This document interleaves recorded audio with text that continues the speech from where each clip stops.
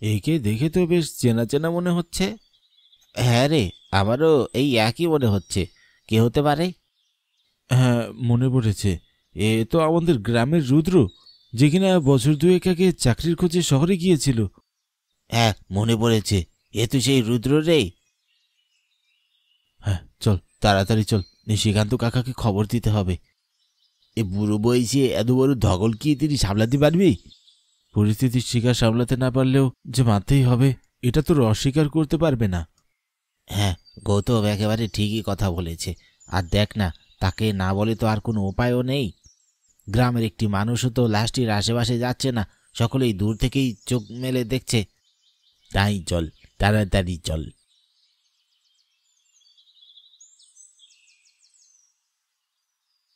কি গো নিশিকান্ত কাকা, বাড়ি আছো? কিরে, কি হয়েছে ছোকরা? এত ডাকাডাকি করছিস কেন? জানিস না এই বুড়ো বয়সে শরীর নিয়ে আর চলতে পারি না। একটা জরুরি কথা বলতে এসেছিলাম গো, যাই না তুমি তখন সামলাতে পারবি কি না? এত হেয়ালি না করে বলে ফেল। আসলে কাকা, সকালে আমরা হাঁটতে বেরিয়ে দেখি। কি দেখেছিস এমন যে আমার বাড়িতে খবর দিয়ে চলে আসলি?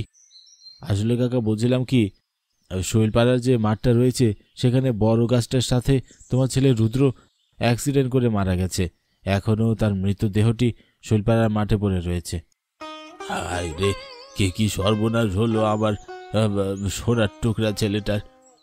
এখন আমি কি নিয়ে বাঁচবো? হে উপরওয়ালা, এই তো বুড়ো বয়স, তারপরে তুই আবার দেখলে না, সেইখানে আমার ছেলেকের মতো মরতে হলো। এ শোক আমি কি করে সইব? ভেঙে পড়ো না গো নিশিকান্ত কাকা, তুমি নিজের মনকে শক্ত করো। তোমাকে যে এখন শক্ত হতে হবে। হ্যাঁ কাকা, তুমি এভাবে ভেঙে পড়ো না। এই দেখো না, তোমার ছেলের বয়সী আমরা আছি তো, তাহলে এত দুশ্চিন্তা কিসের? ওরে বাবা রে, তোরা তো আর বুঝবি না আমার মনের দুঃখটা। যদি বুঝতিস তাহলে এসব জিজ্ঞাসা করতিস না। কাকা, এমনিতেই অনেক বেলা হয়ে গেছে, এখন রুদ্রের শেষ কাজের ব্যবস্থা করতে হবে, নয়তো যে বড্ড দেরি হয়ে যাবে। কই দেখি, চল আমাকে নিয়ে চল ছেলেটার কাছে। ছেলেটাকে অন্তত প্রাণ ভরে শেষ দেখাটা তো দেখতে পারবো, আর তো ছেলেটাকে দেখতেও পারবো না। এসো কাকা, এসো আমাদের সাথে এসো। আরে কি হলো আমার ছেলেটার? এই যে আমি আর চোখে সইতে পারছি না, ধর কেউ আমার। কাকা, তুমি এভাবে ভেঙে পড়ো না, তোমাকে শক্ত হতে হবে। আমি আর পারছি না রে, আমি যে আমার চোখ দুটোকে সইতে পারছি না। তুমি সহ্য না করতে পারলে হবে? তুমি ছাড়া যে রুদ্রের আপনজন বলতে আর কেউ নেই। তোরা আমাকে জোর করিস না বাবা, তোরা নিজেদের মতো করে আমার ছেলেটার শেষ কাজটা সম্পন্ন করে দে। আমার এই অনুরোধ তোদের কাছে। ও নিয়ে তোমাকে একদম চিন্তা করতে হবে না, আমরা এই দিকটা সামলে নেব। তুমি আমাদের উপর ভরসা রাখো। এই যে তোরাই তো আমার শেষ ভরসা রে, তোদের উপর ভরসা করবো না তো কার উপর করবো? তাড়াতাড়ি করে কাজটা সম্পন্ন করে নে, আমি তোদের সাথে আছি।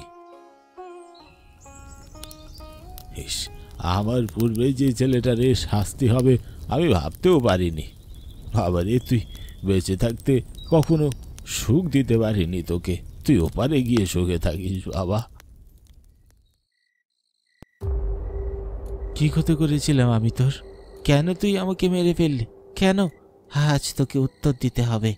জানি না, জানি না আমি কেন তোকে মেরেছি, আমি জানি না, তবে তোকে মেরেছি, বেশ করেছি।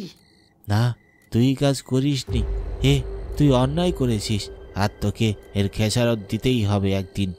আমার বৃদ্ধ বাবাটাকেও তুই একা করে দিয়েছিস, তাকে দেখভাল করার জন্যে আমি ছাড়া আর কেউ ছিল না। তুই আমাকে মেরে ফেললি, কি দোষ ছিল আমার? দোষ তোর নয়, দোষ এই গ্রামবাসীর। আমি এই গ্রামবাসীর একজনকেও বাঁচতে দেব না। তোর মতো এক এক করে সকলকে আমি মেরে ফেলবো, কাউকে ছাড়বো না। পারলে আটকিয়ে দেখা, দেখি তোর কত ক্ষমতা। বোধ আমার পেট, পেট নিয়ে আমার জি, রাম লক্ষণ সাথে আছে, করবি আমার কি? তবে রে, দেখবি আমার কত ক্ষমতা। ছাড়, ছাড়, ছাড়, ছাড় আমাকে, শ্বাস বন্ধ হয়ে আসছে, ছাড় আমাকে। না, ছাড়বো না। দেখতে চেয়েছিলিস না আমার কত ক্ষমতা, এখন দেখ। খুব শখ না গ্রামবাসী সকলকে এক এক করে তুই মেরে ফেলবি? দেখ আজ আমার হাতেই তুই শেষ হবি। ওরে বাবা রে, এ যে সত্যি সত্যি ভূত। নে মার আমাকে, মার। খুব তো শক্তি দেখালি, এখন কোথায় গেল সব শক্তি? ওরে বাবা রে, এই যে দেখি সংঘর্ষ চলেছে। নিজের পায়ে বাঁচতে চাইলে পালা এখান থেকে, পালা। কোথায় পালাবি তুই? তোর তো পালানোর আর কোনো জায়গা নেই। হ্যাঁ, ছেড়ে দে, ছেড়ে দে তুই এই লোকটিকে। এই লোকটির কোনো ক্ষতি করবি না, তুই ছেড়ে দে। হ্যাঁ, আমাকে মেরো না, আমি একজন গরিব অসহায় সবজিওয়ালা, দেখ রে, আমাকে ছেড়ে দাও। চুপ কর শয়তান তুই, আর একটাও কথা বলবি না। মানে? তুই যখন একবার আমার খপ্পরে পড়েছিস তখন তোর আর কোনো ছাড় নেই। আমার বাড়িতে আমার 10 মাসের একটি নাতনি আর মেয়েও আছে, তারা যে আমার রোজগারের উপরেই চলে। তুই দয়া করে আমাকে মেরো না, আমাকে মারলে যে তারা পথে বসবে। তুই এত বড় ক্ষতি আমার উপর করো না, দয়া করে আমাকে ছেড়ে দাও।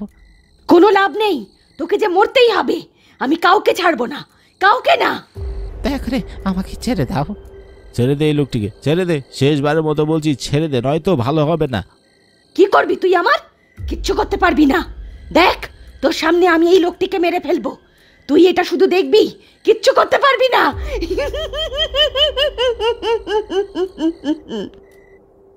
কে কোথায় আছো? বাঁচাও, বাঁচাও, আমাকে মেরে ফেললো রে। তোকে বাঁচানোর জন্য কেউ আসবে না এখানে, কেউ না।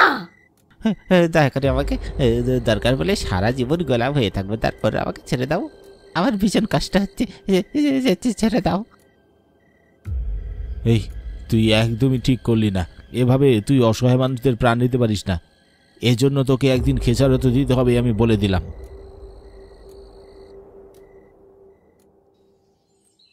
আজ আবারও একটি মরা লাশ, গতদিনের মতো ঠিক একই রকম ভাবে রক্ত জড়িয়ে ছিটিয়ে রয়েছে।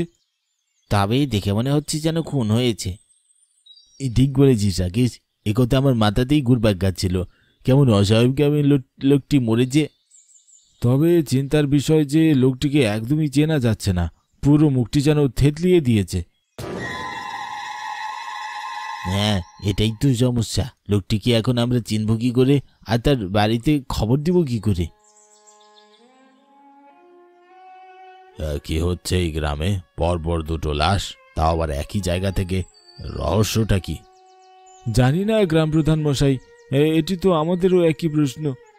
না না, প্রতিনিয়ত আমরা গ্রামের কেউ খুন হচ্ছি, এটা তো মানা যায় না।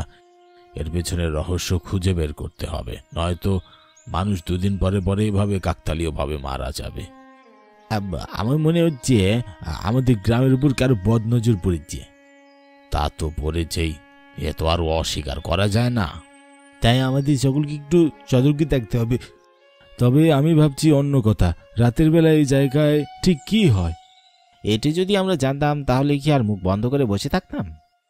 ওই জন্যই তো বলছি, আমাদের সকলকে রাতের বেলা চুপি চুপি ওই জায়গার উপর নজর রাখতে হবে, নয়তো কিছুতেই এর রহস্য বের করা সম্ভব বলে মনে হচ্ছে না। তুই ঠিকই বলেছিস গৌতম, তবে দেরি করে আর কোনো লাভ নেই, আজ রাতেই লেগে পড়। হ্যাঁ, তাই বরং ভালো। ওরে আমার সোনার টুকরা ছেলে রে, তুই কোথায় গেলি বাবা? তোকে ছাড়া যে আমার ভালো লাগছে না, সারাদিন দম বন্ধ লাগে। ফিরে আয় বাবা, ফিরে আয়। দেখ তোর বাবা ভীষণ কষ্ট পাচ্ছে, আর সহ্য করতে পারছে না। বাবা কে? এই যে বাবা, আমি তোমার ছেলে গো। বাবা তুই এসেছিস, কিন্তু তোর এই হাল হলো কি করে? কি হয়েছে তোর শরীরে? এত ক্ষতবিক্ষত কেন? ও কিছু না বাবা, তুমি আমাকে আজ অনেক করে ডাকলে, তাই আর না এসে পারলাম না।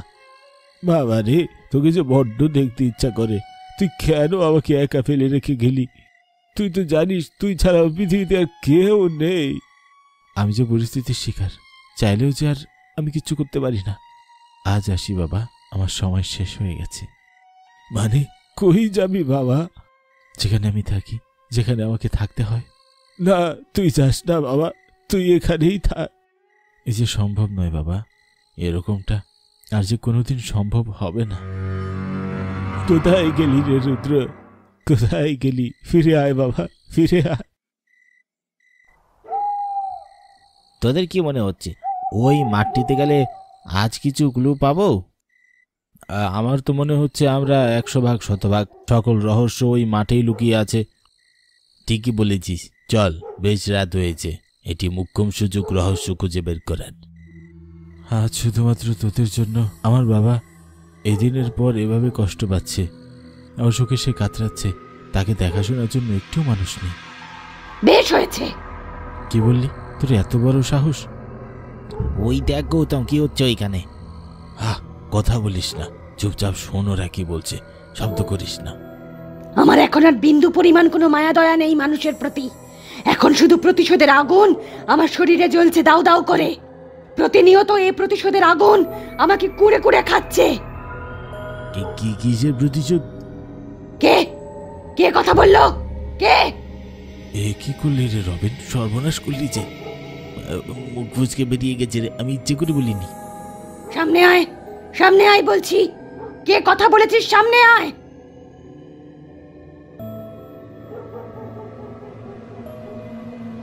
তোদের এত বড় সাহস, তোরা দল ধরে আমাদের কথা লুকিয়ে লুকিয়ে শুনছিলি? তোরা জানিস এর শাস্তি কি হতে পারে? মানে আমাদের ভুল হয়ে গেছে, আমাদের মাফ করে দাও। মাপ? আমার খপ্পরে যে একবার পড়ে সে আর কিছুতেই মাপ পায় না, তোরাও পাবি না। তোমরা বাঁচতে চাইলে পালাও এখান থেকে, নয়তো কিছুতেই তোমাদের বাঁচতে দেবে না। সময় থাকতে বলছি, এখনই পালিয়ে যাও। পালা এখান থেকে, পালা, আর এক মুহূর্ত সময় নষ্ট করা যাবে না। কোথাও পালাতে পারবি না, কোথাও না। যেখানেই যাস না কেন আমি তোদের বের করে আনবই। আমার হাত থেকে তোরা কেউ বাঁচতে পারবি না, কেউ না। দাঁড়া বলছি, দাঁড়া, এখনো সময় আছে, দাঁড়িয়ে যা। এই মেয়েটির কথা তোরে কানে নিস না, প্রাণ বাঁচতে চাইলে পালা। কি রে, কি হয়েছে? তোরা এভাবে হাঁপাচ্ছিস কেন? অনেক বড় কাণ্ড হয়ে গিয়েছে। কি কাণ্ড? কি জানতে পেরেছিস? সব জানতে পেরেছি, ভিতরে চলুন বলছি। কি হয়েছে খুলে বল। কথা শুরু করার আগে এক গ্লাস জল পান করতে হবে, গ্রাম প্রধান মশাই, হাঁপিয়ে গিয়েছি। ও জরিনার মা, এক গ্লাস জল নিয়ে এসো দেখি। আনছি বাবু।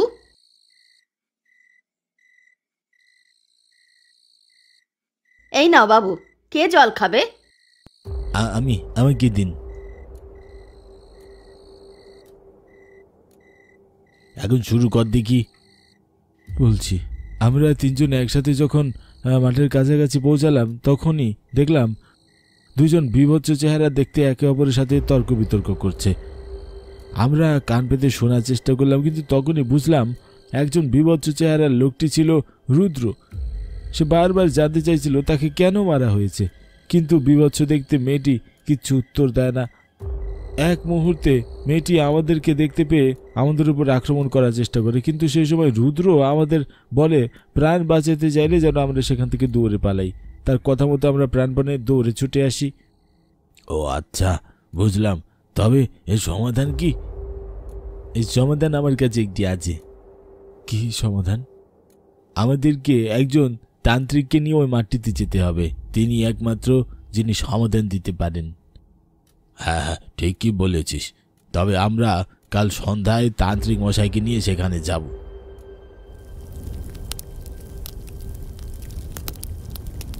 কোথায় কোথায়? তুই সামনে আয়, সামনে আয় বলছি। কে কে ডাকছে আমায়? আমি ডাকছি তোকে। কি হয়েছে? কি চাস তুই আমার কাছে? কেন কেন করছিস তুই এসব? উত্তর চাই আমার। এর উত্তর আমি তোকে দেব না। তবে রে, দেখ এবার কেমন লাগে।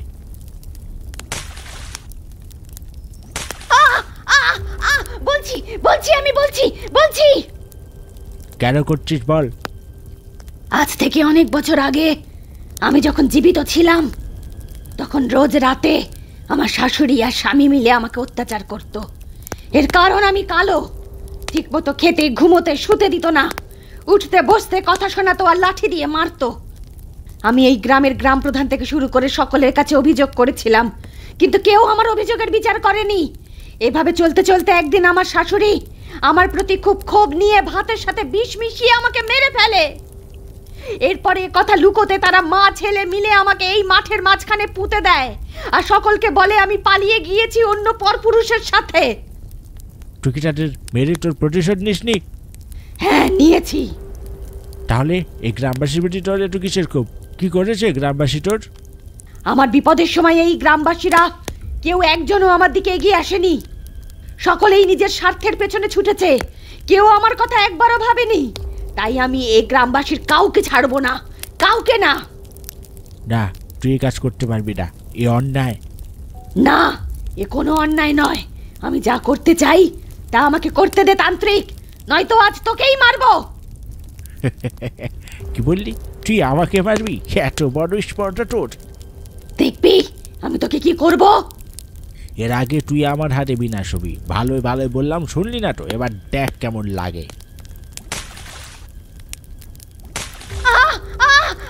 পুড়ে গেলাম, আমি পুড়ে গেলাম, বাঁচাও আমাকে, কেউ বাঁচাও। খুব শখ না তোর মানুষকে হত্যা করার? দেখ কেমন লাগে। আর করবো না তান্ত্রিক, ছেড়ে দে, আমায় ছেড়ে দে। তুই না আমাকে মারতে চেয়েছিলিস? আয় মার, আমাকে মার। আমি যে ছাই হয়ে উড়ে যাব, দয়া করে ছেড়ে দে আমায়। ভুল হয়েছে, ক্ষমা করে দে আমাকে, ক্ষমা করে দে। এ ভুলের কোনো প্রায়শ্চিত্ত নেই, তোকে এভাবেই নিঃশেষ হয়ে যেতে হবে। এখন এ গ্রাম অশরীরে মুক্ত, আর কোনো ভয় নেই। এখন নিশ্চিন্তে আপনারা বাড়ি ফিরে যান। আপনাকে কি বলেছে ধন্যবাদ দেব? না না, তার কোনো দরকার নেই। আপনি যে আমাদের বড় বিপদের হাত থেকে বাঁচালেন। এটাই তো আমার কাজ। তবে এখন চলি, আমার যাওয়ার সময় হয়ে গেছে। ঠিক আছে তান্ত্রিক মশাই, আপনি যান, আপনাকে আটকাবো না, আমাদেরও যেতে হবে। বিদায়।